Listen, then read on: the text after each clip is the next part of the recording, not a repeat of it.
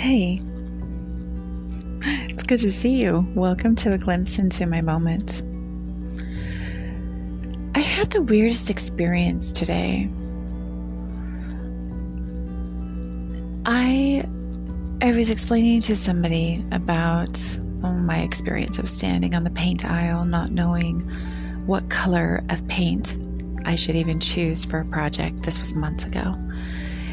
And I literally stood on the paint aisle for about an hour, and I still had no idea what color of paint to choose. And it dawned on me that day that I had honestly absolutely no idea who I am. No idea.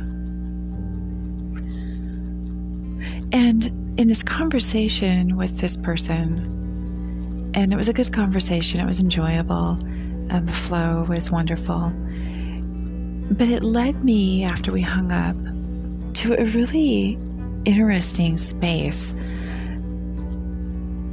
Have I been trained in the art of people pleasing, in the art of being a chameleon, the art of playing the role of the perfect life? For so many years, have I been doing that for so many years that I'm able to chameleon into any space and fit? Do I have any idea who I actually am? I know some of these answers. I'm, I suppose, throwing them out in a theoretical sense more than anything. But it's really a dangerous thing when we allow our minds to be possessed, controlled by somebody else. In this space of me learning who I am, accepting who I am, challenging myself in who I am, it's a lot. It's a lot to realize. Just even this conversation that I had, which was very enjoyable and very thought-provoking on my path. What do I want? Where am I going? What am I doing with my businesses, with my vocal platform here? What am I doing with all of that? I really have absolutely no idea on those long-term goals. I have some ideas in my head, but nothing that I can pin down. But it kind of shook me a little bit when I got off the phone, because I could go in any direction and chameleon my way into making it fit.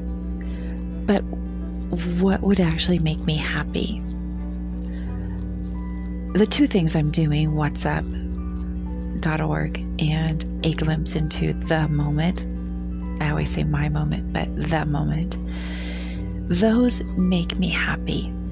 They fit. They are me through and through. It's not like standing on the paint aisle trying to figure out what color paint to buy because I've been stripped of my identity. These two spaces are me. 110 million %. They are me. And I love them. I'm good at them.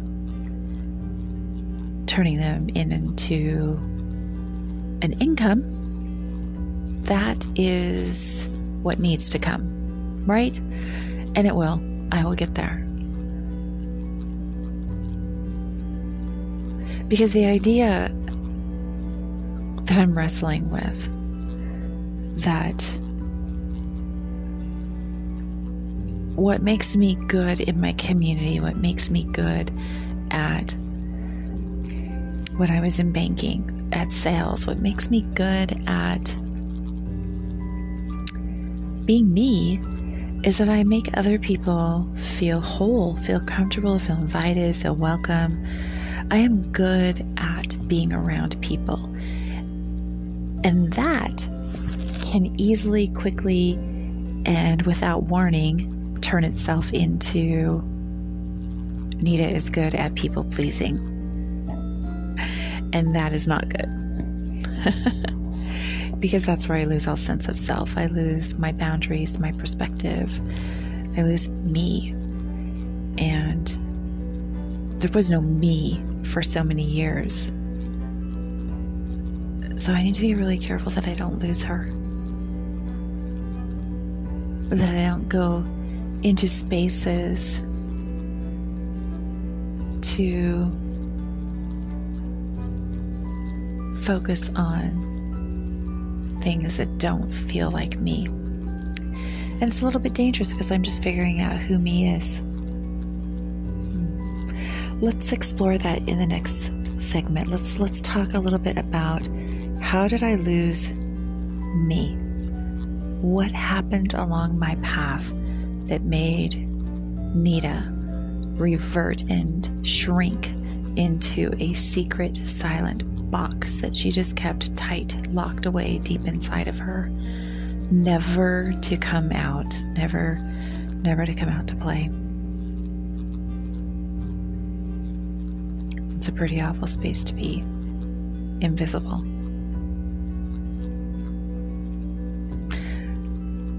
Let's talk about that in the next segment.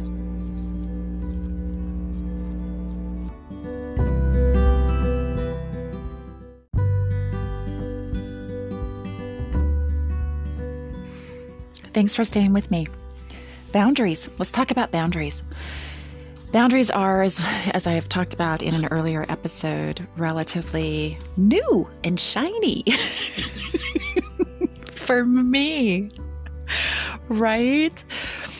When you allow people to walk over your boundaries, and I'm sure that everybody who is here listening right now can think of a moment, probably at each decade in your life, where you allowed somebody to diminish, walk over, destroy, pretend they didn't exist, your boundaries, whatever they may be. Maybe it's just, no, you may not have a taste of my ice cream, right? Maybe it's a small boundary, but then maybe it's a really big boundary. Maybe it's a boundary around your sexual limitations. Maybe it's a boundary around how you would be respectfully talked to or treated. Maybe it's a boundary around physical aggression. For me, when at a very young age, I let boundaries slide. I did. And there's a lot that goes around that. Oh, gosh, yuck. That we're not going to unpack today. We're not going to unpack today because I want to switch closets and I don't have an appointment with my therapist later. She knows what those are. And someday I will find the courage that I will talk about those publicly, but not today. But there are times in my childhood where I just didn't have any boundaries, and I was the youngest of a little group of 5, and it was often it was good to just be the quiet, good kid who didn't cause problems, who didn't run away, didn't have the school calling, didn't have the police calling, for whatever reasons. There are families have life, right? I'm not going to judge. I'm not going to shame. Hell, I have some of these things happening in my home, and that is life, people. And if you are sitting there saying, not me, not my house, well, screw you, because you're wrong. God, fuck. And thank you for the great advice to the person who told me that I should just be me in my podcast, and if I cuss, I cuss. So it is what it is. Anyway, when you allow your boundaries to get run over, you start stuffing all of those things inside of you. I'm going to share an example. This pops to mind. I was a newlywed. No, I wasn't. I was a new mom. We were 11 years into our marriage. I was grieving. One of my sons was born still. My identical twin boys, my first pregnancy, Isaiah and Noah. Isaiah was born healthy and screaming like a crazy, and Noah was born still. And that, I think I referenced earlier, that birth and death catapulted us into about a 3-year honeymoon period. But during that period, even though I call it a honeymoon period, this popped into my head yesterday as I was realizing that I can chameleon, right?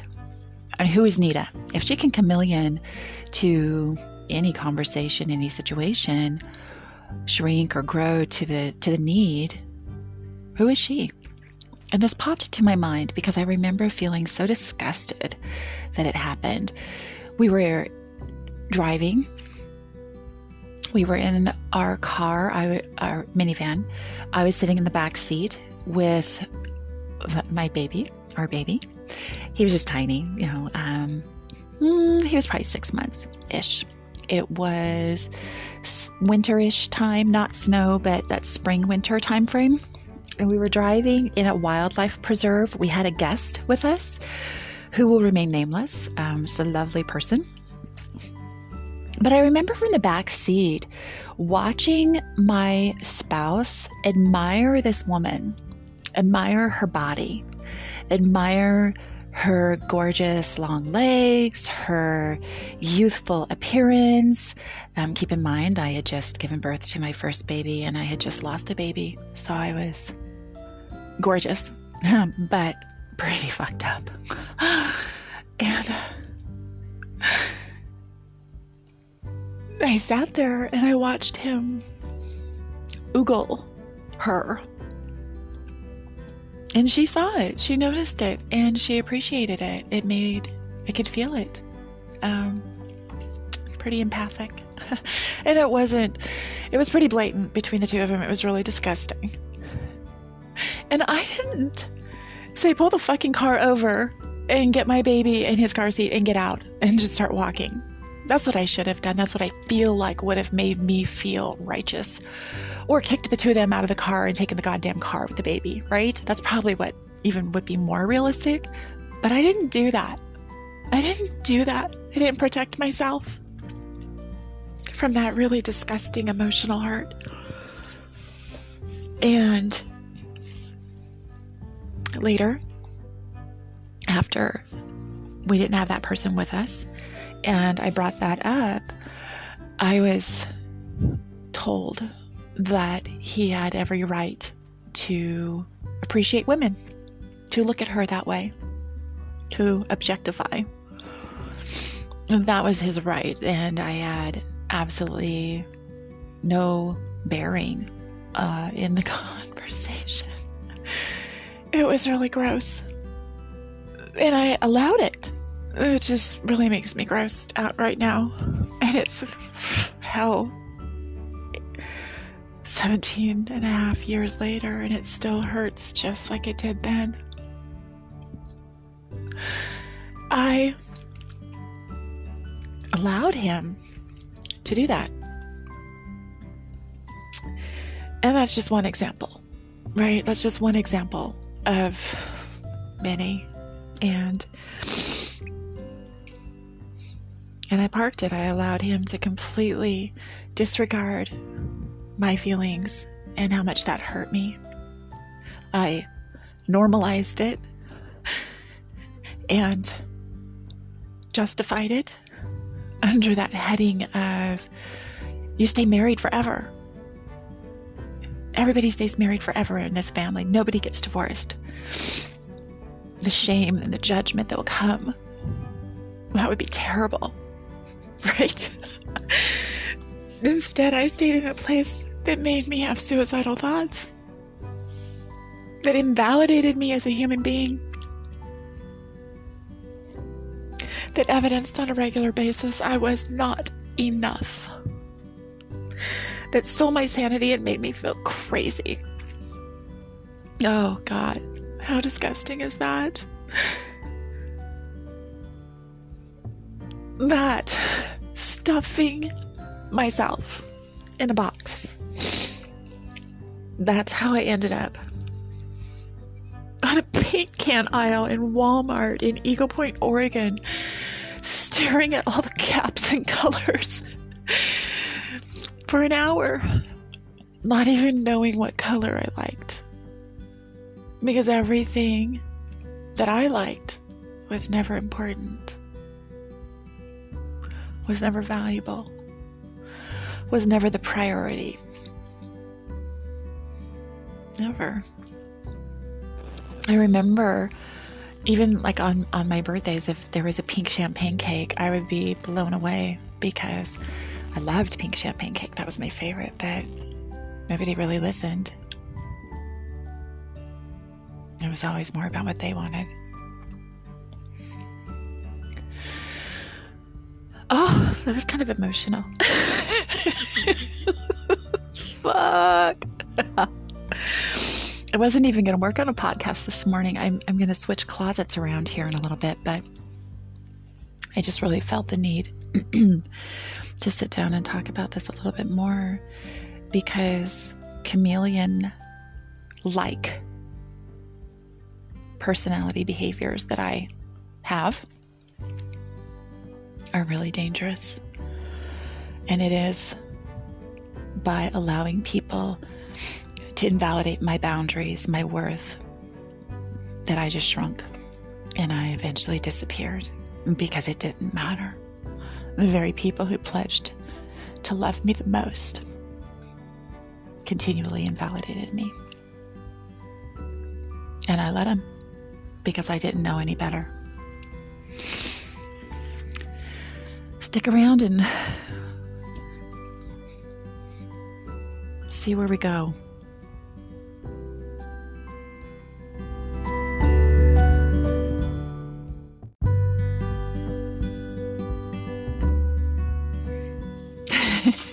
Thanks for sticking around.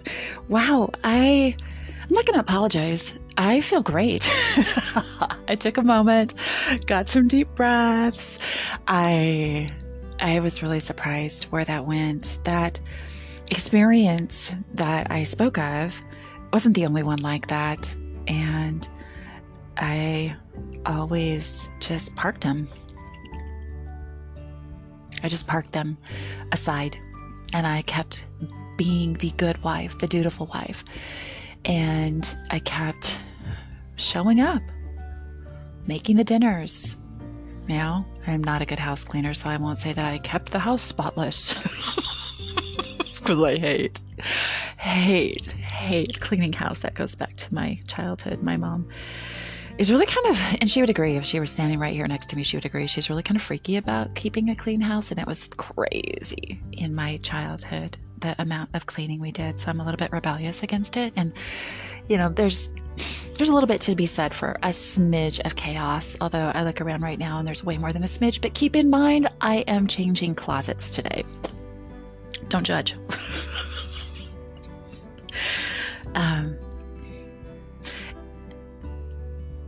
To close up our conversation,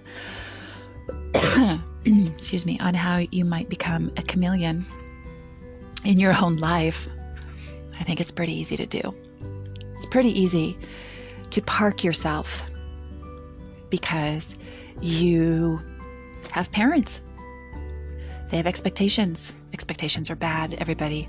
Just so we know, we're all clear. Expectations, none. Control, none. Those are bad. But people do. People have expectations. And I'm not immune to that, right? But people have responsibilities, right? You have work. It pays for your livelihood. It pays for food on the table and a roof over your head, and for the fridge to stay on and keep things cold. So I get that sometimes you have to chameleon in life into things that aren't you. But there's a fine line where you're chameleoning at your work to get a paycheck, and it's ethically and morally sound, and you go home feeling like you have integrity and you did a good hard day's work. Hell, pumping gas is a great way to converse with people. If you're a people person and that's what you do for a living, that is a great job, right? Because you're outside, fresh air, people coming and going every probably 4.5 minutes. And if you work in an office building and you're an executive and you don't feel chained to that desk and you love it, more power to you, right? It doesn't matter what you do. It just matters that you feel good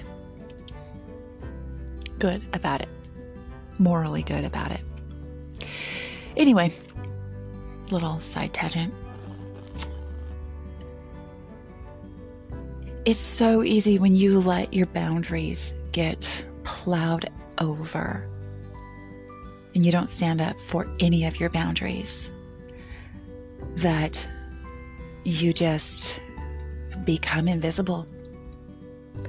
And for me, I recently started setting boundaries. I think I've talked a little bit about that. That might have been during my break from my podcast, where I was learning and setting boundaries pretty good.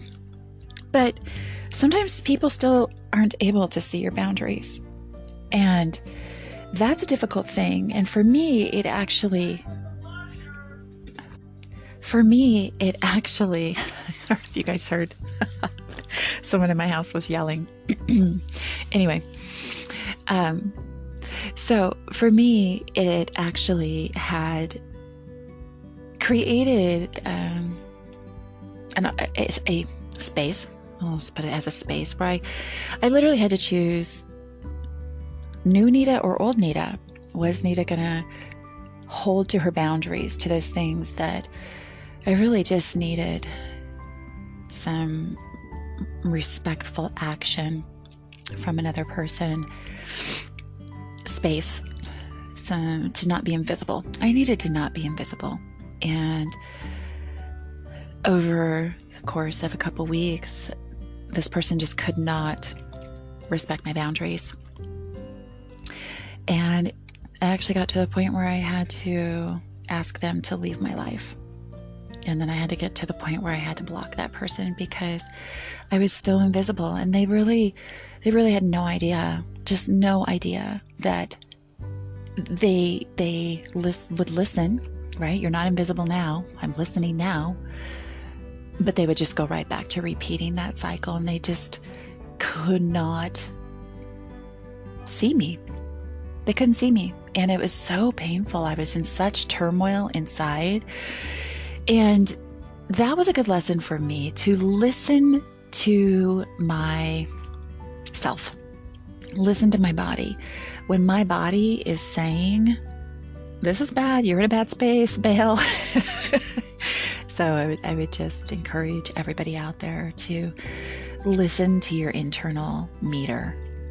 You know, it's going to know if you're safe or if you're not safe, and honor it. And honor it when you're young.